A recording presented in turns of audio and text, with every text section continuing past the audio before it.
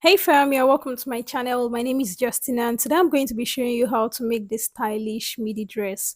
The highlight of this dress is the neckline, which is a boat neckline, the double welt pocket, and of course the slit in front. Now for this particular tutorial, the zipper is going to be by the side, and without further ado, let's get started.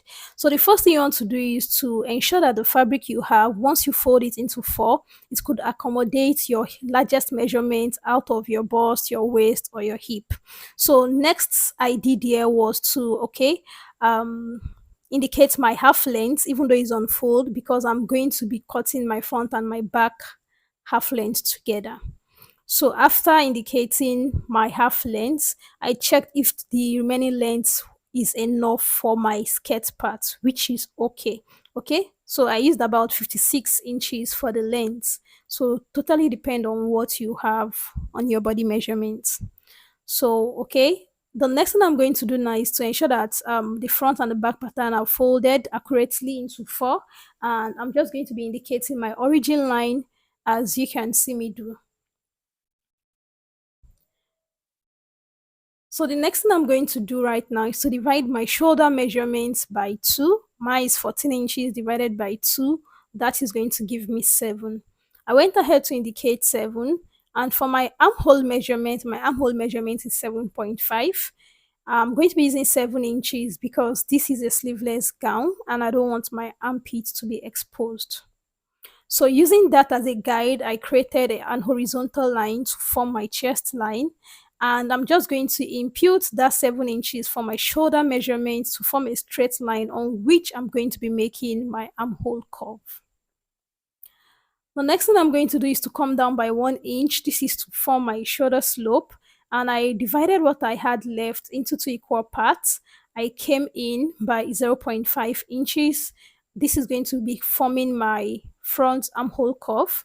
The next thing I went ahead to do was to divide my bust measurements into 4. Divided by 4 rather, I had 9 because my bust measurement is 36. After which I connected that armhole curve I've started for the front to that point. So this is going to be for my front armhole. So for the back armhole, I just went from the mid part without going in and I made a curve. So that's going to be for my back armhole. Next off, I indicated my my half length rather. So leaving half an inch for the upper part for my shoulder joining, I indicated my half length for my front and back, and I created a horizontal line.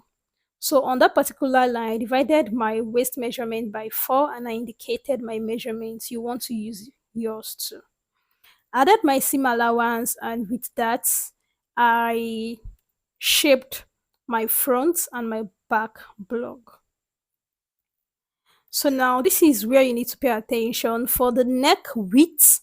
Okay, if you're on the smaller size, you can use 5 inches, 5.5. You just need something that will make your head pass through.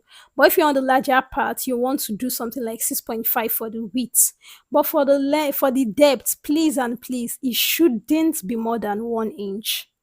For the depth, it shouldn't be more than 1 inch. Okay, so if it's for a plus size, like a plus size, you can do 1.5. Okay, but it's a high neck, a high boat neck. So I went ahead to create my slant and I added my necessary allowances, and I'm just going to go ahead to cut this out. First off, I'm going to be cutting out my back using my armhole measurements, after which I'm going to be trimming off the excess on my front. So I'm having two pieces here. I just indicated the back. Of course, the only difference between them is their armhole. And this is what the front look like. I went out to trim the excess, like I said. So I'm going to be making use of facing to turn that. And the next thing I'm going to do right now is to work on the skirt block. Now I folded the skirt block using my hip measurements, which is 37 inches plus 1 inch allowance. Okay, for my allowance and 1 inch extension. Now this 1 inch extension is for the slit part on my front skirt. This is very important, okay, so that you'll be able to lay flat that slit side. So I went ahead to go down by half inch, which I'm going to be using to join the upper part of this gown to the lower part, which is the skirt. So from there now, I indicated my hip length, which is about 8.5 inches. And the next thing I'm going to do is to create a horizontal line, like you can see me do. So after doing that now, I'm going to be dividing my waist measurement by 4. Mine is 7, and I'm going to be adding my sewing allowance to it.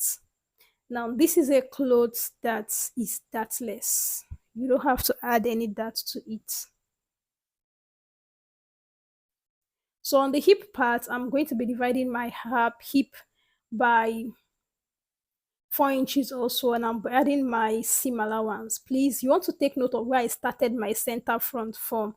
I started from that 1 inch extension, okay?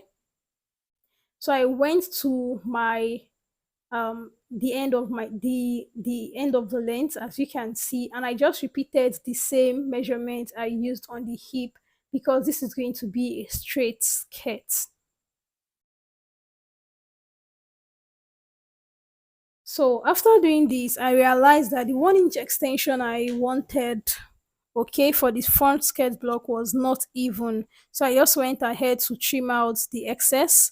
This is after I shaped my hip part to my waist part. So I made use of my pattern master, as you can see, and I shaped out that part. So I'm just going to go ahead to trim every excess and to cut the skirt out.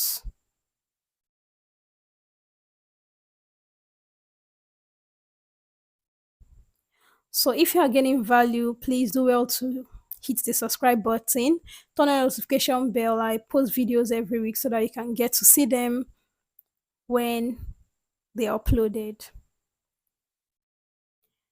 So after opening up, I have two pieces for the front. This is what the front is going to look like. I'm going to be sewing these two together. At this front, I'll be joining the two pieces together, and I'm going to be indicating where I want to stop for my slit. Also, for my welt pockets, I'm going to be indicating the part I want. Initially, I chose 10 inches, but on a second look at the inspo, I realized that that was too low. So I ended up going up by 1.5. So let's say I used, I think 8.5 inches. That's on my hip region. So this is what the back part is looking like, and of course it's now time for the welt pockets. So for this, you are going to be needing some measurements. Okay, the first one is 7.5 by 14 inches. That's one piece.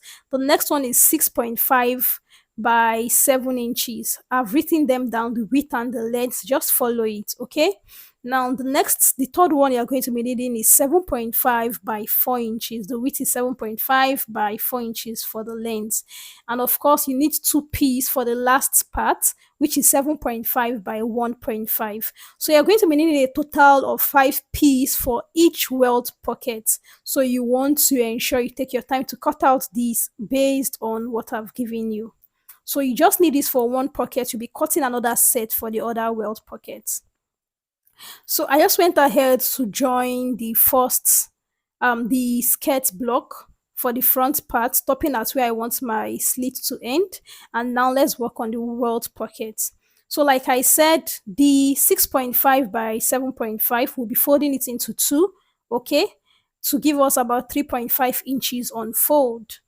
And for I'm going to be adding interfacing to that particular one I placed on fold, and these two little piece 7.5 by 1.5 inches will be adding interfacing to both piece. Now we have these two pieces left. Just look at the way I'm going to be placing this, because this is going to be what we are going to use for the pocket bag. I'm going to be taking the 7.5 by 4 inches. I would come over to the 7.5 by 14 inches. I would just mark where it ends. And from that point, I'm going to be going up by 0.5 inches, because I want to sew this, but at the same time, I don't want my seam to be seen on the outside. So if this is what it gives you, this is where it ends. That means you're going to go up by 0.5 inches, and you are going to be sewing the seam from the inside. Just look at what I'm doing if you can't really get the full explanation of what I just said.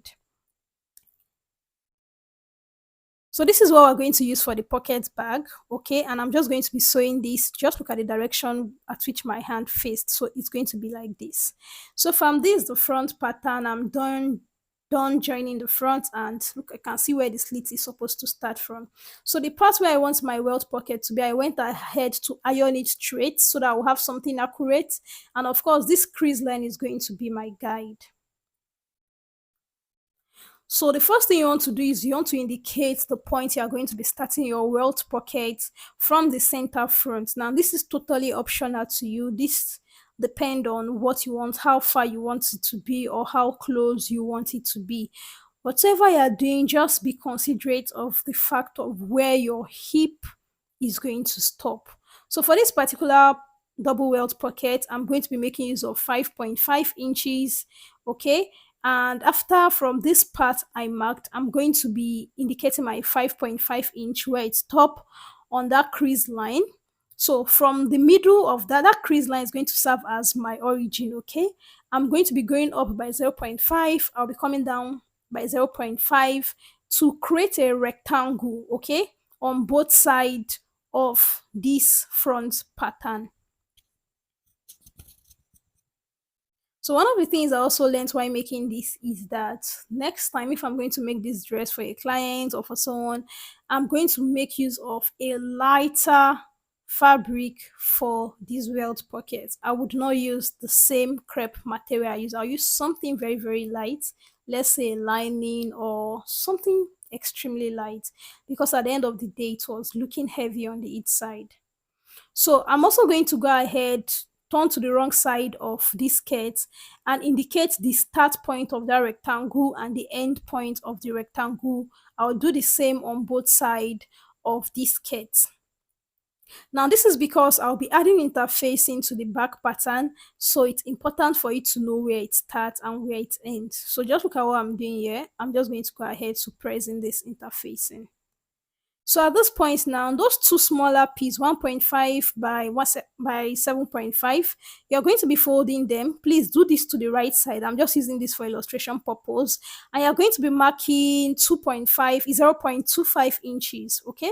0.25 inches. You're just going to mark this all through. My candid advice is to mark so that whatever you're doing can be accurate, okay? So I'm going to be doing this on the right side, and after marking you can see that I've done this on the right side with the chalk.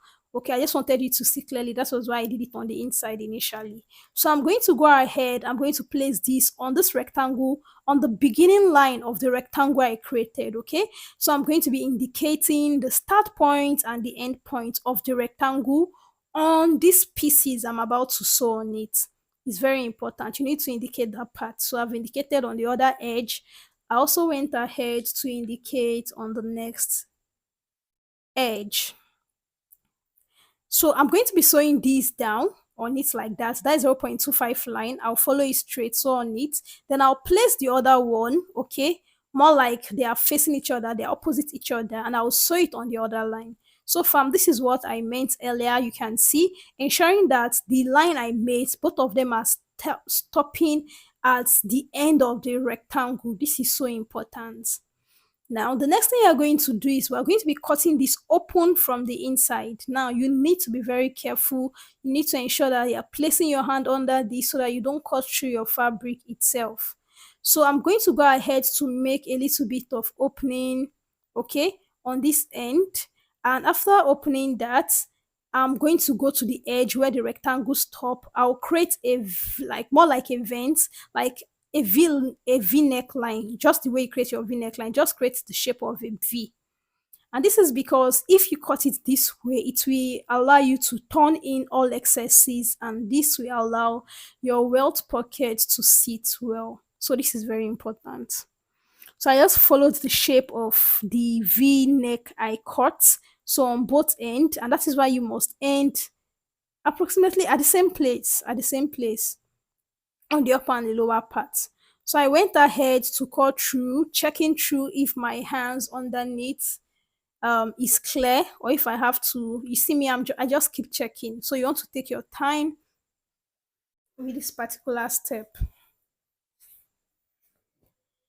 So after doing that, the next thing I'm going to do is to turn this on the inside, taking all these rough edges on the inside. So you need to take your time doing this, and also you need your hot iron to make this achievable. You need to press this, you need to press this. If you need to clip some things, so you can see it's still not sitting well. So I needed to do a little bit of more clipping on the inside, and after that I gave it a good press, and I think I was satisfied with the result. So after doing that, the next thing we're going to be doing is to take the piece that is 6.5 by 7.5. That piece was the one I said we are going to be folding, we are going to be cutting on, like folding into two, that has the other interfacing. Okay, so this is going to be like our welt pocket flap, and what we are going to do now is to, you see my crease line showing where the midpoint is. I'm just going to take in 0.5 on both edge. Remember, this is 6.5. By the time I take away 0.5 on the upper and the lower part, I should have 5.5, which is the accurate measurement I need. So now I'm going to be joining this to the upper side on the inside. After doing that, then I'll take this welt pocket flap outside. So I went ahead to just stitch this down, and I'm going to be doing it on both sides. So you can see this is what it's going to look like at the end of the day after ironing. You can see that the pocket is coming together firm, and it's looking beautiful already. Now for the pocket bag, after joining that other piece to it, the next thing I'm going to do is now I'm going to be joining one of the piece, okay, to the upper side, and the other to the lower part. So the two piece that I sewn earlier, I will join it to the upper part, and after which I will go to the lower part, I will join it, and then this will give me the illusion of a pocket. So this is what I had after joining it together. You can see that the pocket is coming together. So you just go ahead to stitch both ends together, and of course you can then trim every excess you have. Also went ahead to join the upper part to the lower part after doing that, and here is what I have when I was done. So for the back, after joining, this is what I have. I'll just trim out the excess that I have in this place.